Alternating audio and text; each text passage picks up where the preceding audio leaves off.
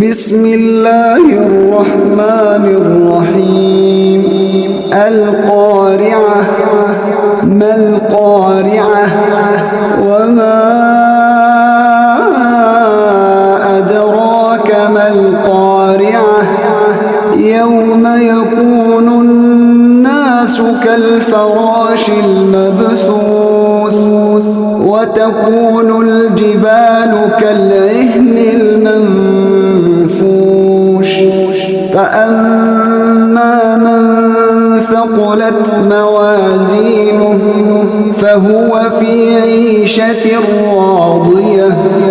وأما من خفت موازينه فأمه هاوية. وما أدراك ما هي؟